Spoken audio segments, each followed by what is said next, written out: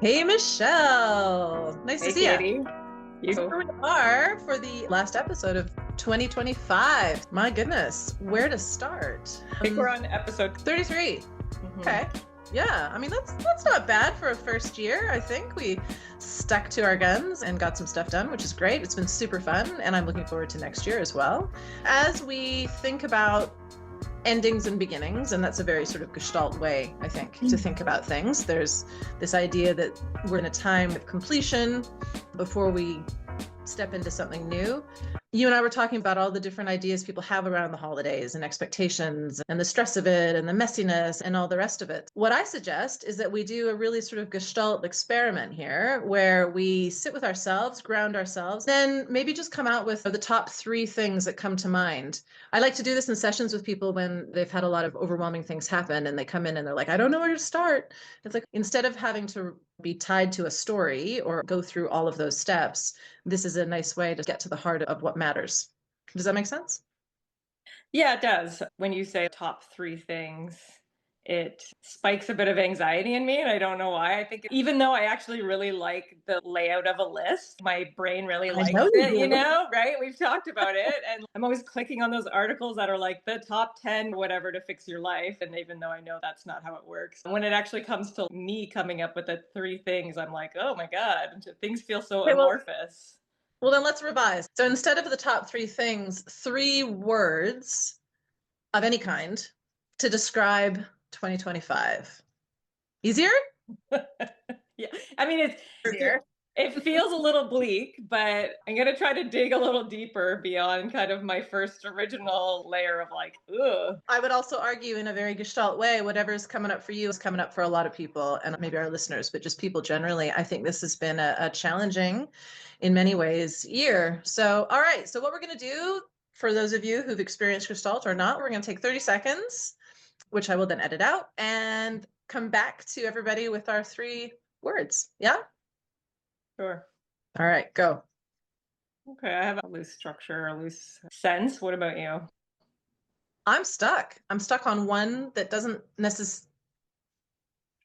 Well, why don't you go first, and then I'll explain my stuckness if it's still there. Okay, so I think that the first layer was my initial gut reaction, shocker, that kind of bleak, Yeah. I had to acknowledge that to be able to go any further into the experiment. I had to Yeah. acknowledge the collective grief that I felt, not just personally, but from people in my life and in the world. I don't know why I'm Yes. getting emotional. Yeah. It's been a hard year for a lot of people. Just the world feels like it's really painful right now. And that's felt personal to me in terms of just like feeling for other people and feeling kind of helpless. And then, just like I said, feeling from people in the world and clients, friends, family, their own kind of pain and fear and helplessness has Yeah. a little bit overwhelming, I would say. So I think that that's kind of the first layer that it felt like for anything else to emerge, it has to fight through that first. It's interesting because I think I'm having the reverse experience. It's just coming at it from the opposite direction. I'm having a hard time connecting to the pain of this year, partly because I'm so happy today because my son's coming home from school and I can't wait to see him. There have been times over this year that have been unbelievably hard, absolutely. But I think that for me, what I'm tapping into at the moment is a sense of like the three words that came up for me actually were fight, golden, and community. I think it's time to fight. We have to Yeah. fight, right? I'm not exactly Well, sure what that means, but we have to fight. I've been sad and I've been overwhelmed and I've been appalled and I've been shocked and I've been dismayed and I still am those things, but also kind of yeah. fuck it. We have to fight now. So, Totally. And that's interesting that you yeah, say that because that's kind of what came up for me afterwards was yeah, like grief, but then like resilience, like resistance, and kind of like a deep seated stubbornness of like, yeah. nope, not It's giving up. not where we're going. Going in this Thanks. direction. It's not happening. I'm not going in this direction. You're not going in this direction. And when I work with my teens in particular, they're not going in this direction, right? Yeah. And there is that like absolute grief And it's also shock. There's shock and Yeah. grief. I think that was the majority of this year, and just and it seemed like it was more sort of people of our generation, whereas the teenagers who've grown up in this whole world, right? I mean, I think of my own son, 2016, when everything changed, he was only 10. So his entire life, this has been the political landscape. And so he's a little bit less shocked. I mean, he's equally dismayed, but not shocked in the way that I am, having grown up in the 90s. Like, it's a real shock. I can only sit in hopelessness for so long. And then it's like, all right, fuck it. Now what? It's got to be something else. For me, it has underscored, and I've made some personal choices this year to really lean into community, my community, sort of my existing community, but also to create new community. I really think that the antidote to a lot of this stuff is actual connection. And I mean, it's like deep connection, but it's also those sort of parasocial connections. I was food shopping today, and a woman stopped me because she was looking for an address. She couldn't find it. I'm terrible with directions, but I pulled it up on my phone and we had a moment. It was very simple. And then she went on her way, and I felt buoyed by that. Mm. It was just a little moment. I'll never see this woman again. It was not a deep interaction by any means, but it was just nice. And I think I'm valuing nice more. I've always valued kind, but nice is a choice, you know? And I think in this world, we're being called upon to really get super intentional about our choices. And I'm Yeah. not always nice. And sometimes I fail in that. Absolutely. I mean, I think I'm kind, but I'm sometimes not very nice. One of my intentions is to stay nice, choose nice, I think, when possible. Yeah. I totally get what you're saying. And I think it's funny because it's almost like I want a different word for it, because I Yeah. used to always think, or like this was part of the year for me, has kind of been struggling with my self of like sense of perception of myself and how other people Mm. perceive me, and kind of finding where those actually match up and where they're really out of sync. And you can't know perfectly, but that oftentimes like people think I'm really nice and actually like I'm kind and I'm not that nice. Yeah. Like, No, this is what I love about you. I mean, I love many things about you, but that's one of them. But you do kind of code nice. I Yeah. code absolutely nice. I know how to lean into that code, right? That's kind of Yeah. like my default safety programming of Michelle out in the Mm. world is she is nice. And then anyone who gets to know me a little bit better, they're like, oh, she has an edge. Yes. Awesome. I love it. So it's like when I think about what you're talking about, your point of view, it's like you live a little bit edge out, if that makes I think sense. Like, I love that. And I think you're right. Yeah. No, I think you're right.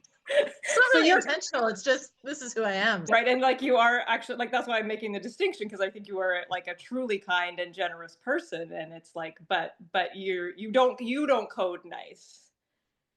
No, I think I'm a little too direct. And also, I just have no patience or tolerance for bullshit at all. I'm not Yeah. good at hiding it. Actually, that's not even fair. I don't even really try to hide it. I used to when I was younger, with only moderate success for sure. But increasingly, I'm like, nah, life's too short for this. And I do think that's why nice is important, not when it's someone I have to fight. To Well, take 30 maybe, seconds out of my day to help this woman find her address or whatever, like, that's nice. It was yeah. nice. And But I think what you're talking about too is like framing it as a choice, right? Like yes, you absolutely knew in yourself if you did not want to talk to this woman or help her, you could easily redirect her and that would be fine. right. But making that point to lean into those moments of like someone's making a bid for attention or help in a tiny little way, and you're going to be like, oh, Yes. okay, I can take that. And then here you go, bye. That nice Well, little action. But when you feel like you have to do that because you yes. present as nice or you're people pleasing, it's not the same, right? Because you don't feel like you have an option. You feel trapped into helping someone as opposed to consciously choosing it. Yes. I love it. This is like a day of yin and yang, or opposites. We're saying very similar things, but we're coming at it from the opposite perspective, which I think, to tie it together, is why we decided to do this podcast, right? Because I think our values are very aligned, but our approach, or the way we are in the world, is quite different. So it's nice to see this in spite of ourselves. It's all coming together. But I also think that I have an obligation. I think that this year also underscores for me, certainly, a lot of the things that I've always believed. I'll speak for myself. I am in a position of incredible privilege if I think about the majority of the world, even just in this country. And I'm safe and I'm healthy And I have people who love me, and I have people that I love. I have a way to make a living. I have clients I value. I have an obligation to fight, and I have an obligation to be kind. And fighting and being kind do not feel particularly obligatory. That resonates with me, and I'm pretty happy with those things.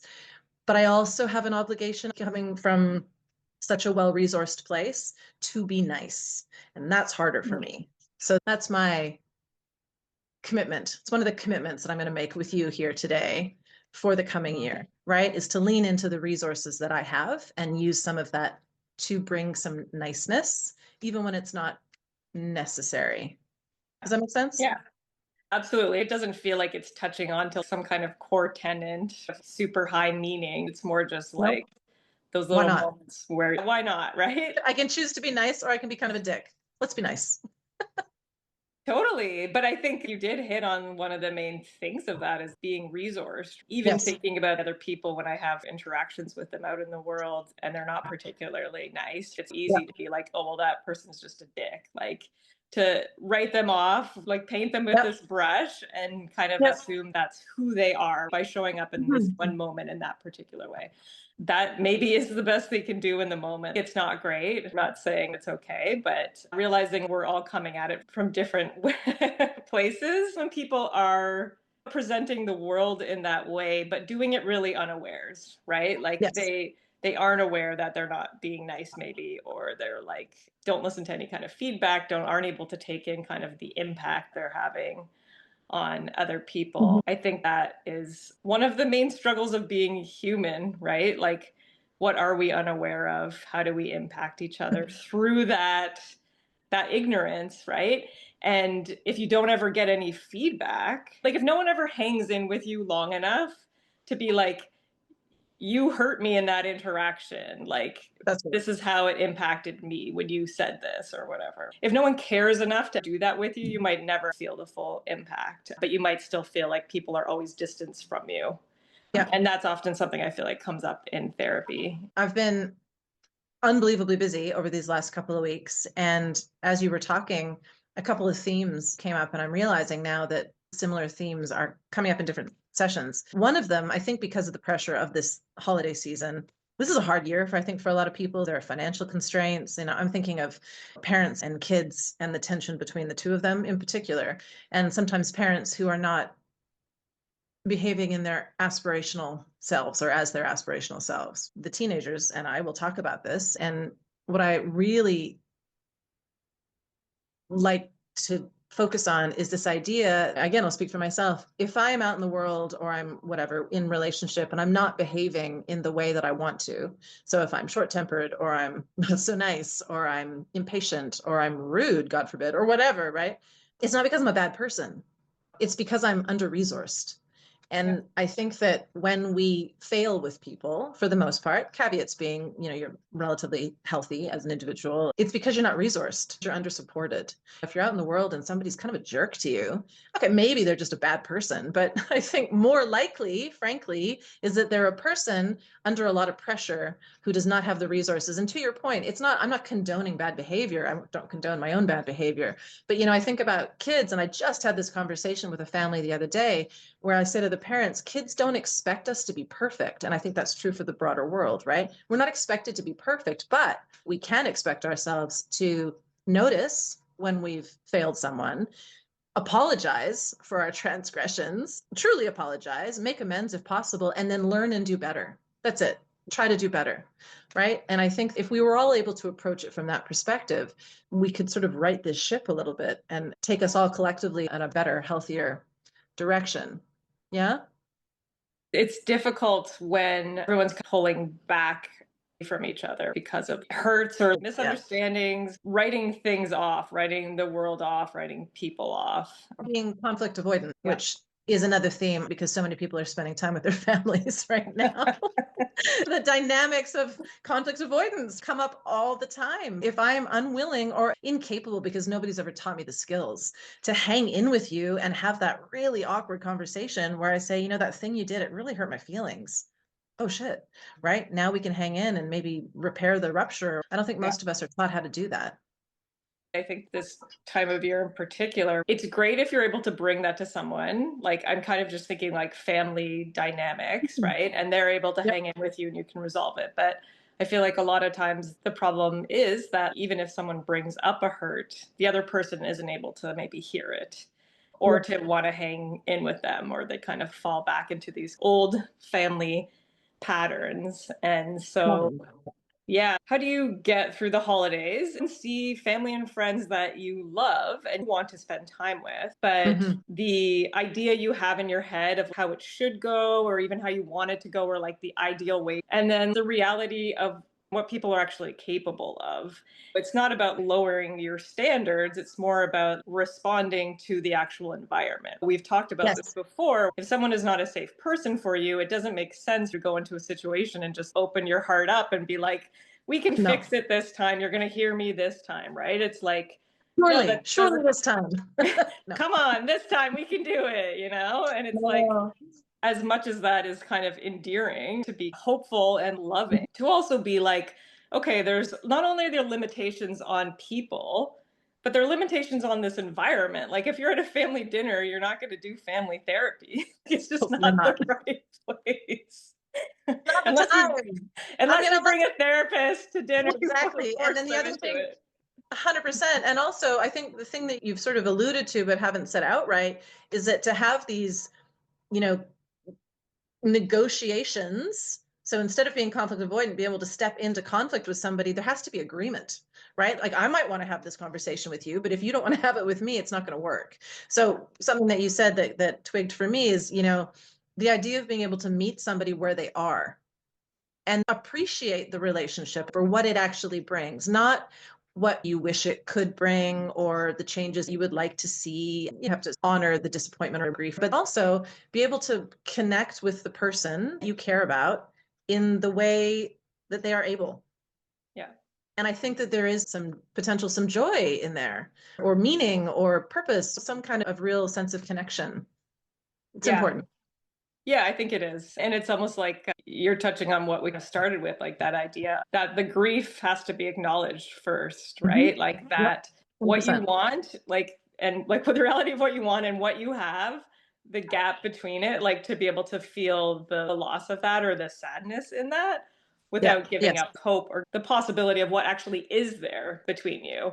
But I Yep. feel like it's like oftentimes people don't want to actually feel the grief of this. So that they No. don't actually ever feel where you can meet each other because they're resistant to the whole interaction, as opposed to allowing yourself to have both. And I find that that's often how family gatherings go. They're not just like one uniform feeling, this kind of like perfect holiday get together. It's like there's a mix of all of it, and it's shifting Yes. moment to moment, relationship to relationship, conversation to conversation. That alone is what people find tiring. You got to be on in a particular way. It doesn't mean it's not worth it, and maybe for some people it isn't worth it, and that's okay too.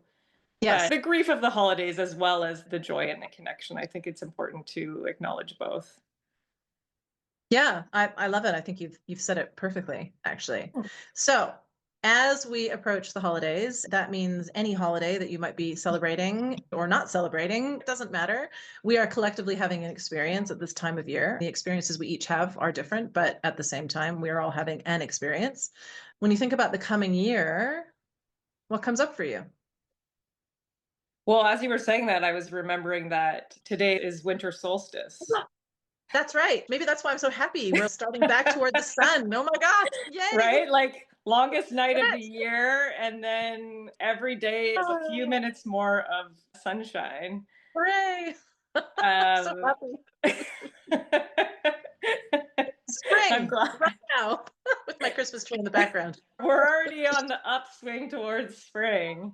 Fantastic. Um, Yeah, no, but I think whether you're aware of it or not, there is this kind of meaning around it, right? Between that Mhm. descent into darkness and then the Mhm. emergence. And yeah, like what does that mean personally, that shift into the coming year? And Mhm. as I am wont to do, I read some articles about Awesome. New Year's and the idea of new year, new you. I get the intention, but even the article itself was like, that's not really how change works. It's small No. incremental movements towards something.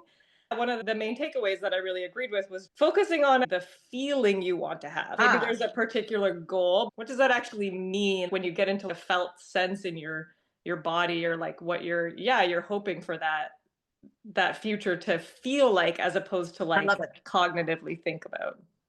So feel like versus look like, right? That makes me think of a Gestalt approach, which is less interested in the what and more in the how. Assuming you're able to achieve all these things that you set out for yourself, how will that change your life? How will that feel? How will that inform next steps? I think that's really important. I love the feeling of it rather than the idea of it. I think as well, if we, and I say this to teenagers all the time, we don't control the outcome. Clearly, this year and previous years has continued to show us this, right? But what we do have some control over is our process. If we incorporate the feeling of the experience into our process, we are much more likely to end up somewhere we actually want to be. I have an idea of where I want to be this time next year. Maybe, I don't know. Sure, cool. It'll happen, it won't happen. There are probably opportunities that don't exist yet that I'm going to reserve the right to take advantage of as they come up. But I can daily work at feeling or creating the environment or making choices so that I feel the way I want to feel. Yeah. And so to your point about incremental change, these are incremental steps, like day by day by day, sort of a collection of moments that creates a year or a life. And I do think that that's how we get where we want to go. And for me, one of the words that came up was golden. Honestly, I was just in Spain and that was amazing. And I was sitting in the sun, and it's that kind of feeling. And of course, I felt that way because I was sitting in the sun, drinking a lovely glass of wine and having a tapa with a great friend. It was the friend, the reconnecting with friends, and then connecting with the people that I love here, and even just thinking about the people that I love. It's that feeling that I want to really focus on. So that, like I said, golden and community, those two things. I'm still figuring out specifically what that means, but I think that's fine. Creating enough space to let it emerge, as opposed to taking a more direct route where I have to seek it out. I'm not going to seek, I'm going to let it grow. Does that make Mm. sense? Yeah, the difference between grasping for something as opposed to supporting something. It's It's just like like, gardening. It's literally like gardening. Till the soil, plant the seeds, water it, wait for the sun, and then you have to wait. You just have to wait because it'll grow. I yeah. can't make it grow faster, right? I can make sure that the conditions are as favorable as possible, but then I literally have to wait.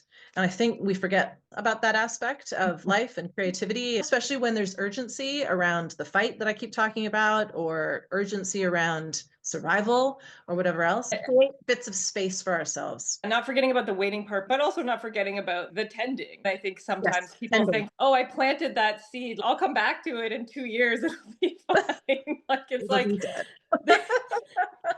there's a Yes, middle ground between like caring too much and waiting for something to happen faster than it can, that's right. and kind of wishful thinking, right? Hmm. I think for me, what's coming up for this year, in terms of a body sense, is Yeah. a sense of easeful activation, attention, right? Because it's like, it's Mhm. almost what we're talking about, right? Right? It's like, I want to have goals or things I'm working towards, but I don't want to be manhandling myself into it, living with extreme tension in order for that to happen, right? So it's like, No. what is kind of the optimal level of effort where it's like I'm giving enough to move the thing forward the way I want it to go, but it actually still feels good in myself as a person, in my body, in my psyche, in my emotions. Yeah.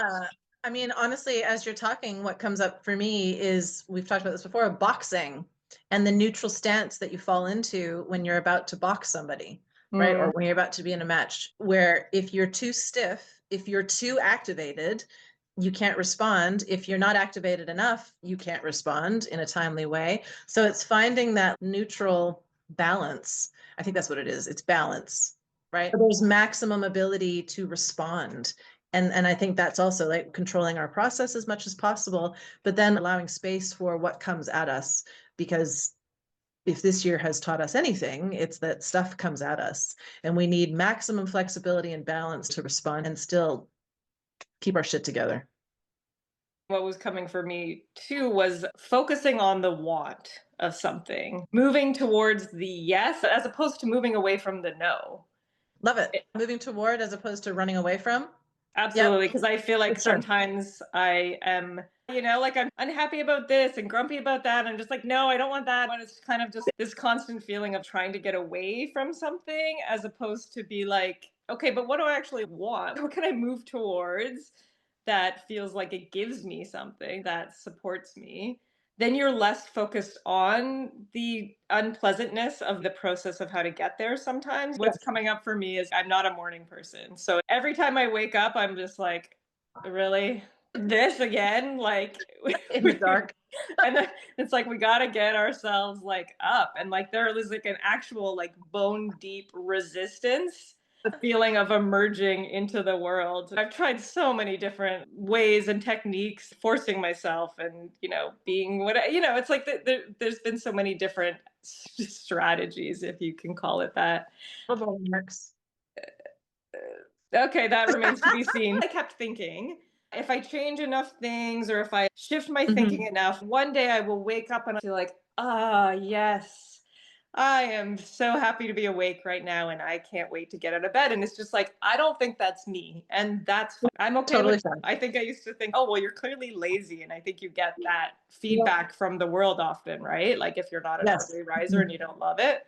But I am not lazy. I know that about me. Nope. And it's like focusing on what is actually the want. For some people, it is literally like, I want a cup of coffee, that kind of Sure. enjoyment. Instead of focusing on the like, I don't like this sensation and I don't want to have to force myself to get out of bed. It's like, okay, well, what is actually the thing that I want out in the world that I can move towards that feels Yeah. like decent motivation, right? And it's not like it's going to be sunshine and roses to get to that moment, but the actual like attention of where I am in that moment shifts, Yep. and it's like takes away the sort of like energy that I'm fueling into the resistance, moving it Yeah. elsewhere, right? That actually propels me forward in a way that feels okay. Absolutely. Acknowledging the resistance, giving it a little space, and then getting on with it. Yeah. Because the resistance just drains all your energy. At the same time, it does exist and it's probably there for a reason, right?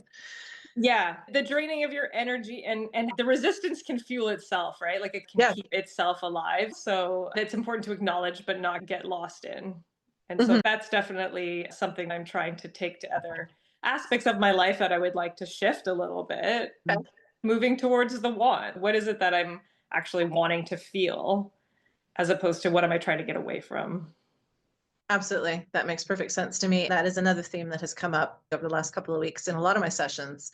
People who have lived through hard times, whether they're recent or we're talking about, childhood traumas, whatever, it doesn't matter. The idea that if you are in survival mode long enough, I think you forget how to want. You forget how to desire because it's not really an option. Being able to sit and desire something is a luxury, I think, to a certain extent. For those of us lucky enough to be safe in our lives right now, an exercise might be literally sit still and do nothing until you come up with something that you actually want. It can be something as simple as I want a glass of water, or I want a nap, or I want to go for a walk. It doesn't matter what it is, right? But the process of wanting takes a little patience. And I think you have to practice it just like everything else. Survival is practiced, absolutely. So is ease. I'm not suggesting that 2026 is not going to have its share of challenges for most of us. I'm sure it will. Makes it even more important to find those moments of ease slash rest, I think, because if this is kind of a marathon we're all running, and we've used this example so many times, it seems like the perfect one to end the year on, I think. We don't know when the end is coming. We have no idea how long we have to run. So to stay sustainable, we have to find those moments of rest. And I think it's a really good practice as we survive and hopefully enjoy aspects of this holiday season and into the next year. Yeah. Learning how Like to rest and inject some ease. Yes? rest, refuel, maybe refocus, and move towards those wants. And I do Yeah. think that is so important. And it takes a shift. And sometimes it does take a shift with the support of a therapist, but not necessarily. The shift of actually caring about those wants, right? In order to sit and allow something to emerge, right? It's like you have to Mhm. be at a place where you feel safe enough, but like you have to be like, well, I care about what you want. Maybe no one else Mhm. does, but I care. And I'm Yeah. listening, right? Because I think we parent ourselves in particular ways sometimes. And if you're always telling yourself, we don't have time for that, we don't care about that, that's not important, We can't we care about it can't. because Like, we we don't have the literally space can't, for it. right? You're shushing that voice into silence. So it sometimes takes a little time and care to let it emerge. Well, and the number of times I've said to clients, listen, I know this is how you've had to live, but do you actually have to live like that now? Yeah. And to see them kind of sit back and go, oh God, you're right. Actually, I am not 8 anymore. I'm an autonomous adult with way more power and control over my own life. Unless there's somebody who's coming from a different point of view or a different vantage point or a different perspective who can reflect back and say, I'm looking at your life in this moment, and I'm not sure you need to work quite this hard. You had to. Yeah. Yeah. Absolutely. But do you actually have to now? And it's so lovely to see them exhale and go, oh shit, no, Yeah. I don't. Actually, I do have a little more space for luxury or relaxation. And when I say luxury, I mean like safety and ease and being Yeah. able to slow down. But what I think is so key about that is that relational element of the support you're able to offer in that moment, because it's one thing for someone to tell you you're safe, but it sounds like Yeah. what you're facilitating with those people is a felt sense in that moment of being like, Yeah. oh, I can take a minute and actually consider, am I safe right now? And actually feel it in my body, like I actually That's am. right. And That's right. so that's kind of the resilience you're building, is to feel the reality of where you are in that moment. That's right. And Exactly. I think that's what I hope for me, you, and everybody, to feel safe and the reality of where you are in that moment. And then you can respond from there. Well, I think that's a beautiful place to leave this, actually. So thank you, Michelle, for an amazing year of our podcasting. I can't wait to dive into more things in the coming year. And Yeah. I hope your holiday season, whatever it entails, is amazing. Thank you, Katie. It's been a pleasure and a growth experience for me. So that's what I'm hoping for in the future. All right. And I hope that for all of our listeners, thank you for coming along on this journey with us so far. And I hope we are all together in 2026. Let's hope for some awesome things. There will be some awesome things. And even if it's hard, at least we can do it together. Yeah. That's my pledge. Building community. Okay. Happy holidays.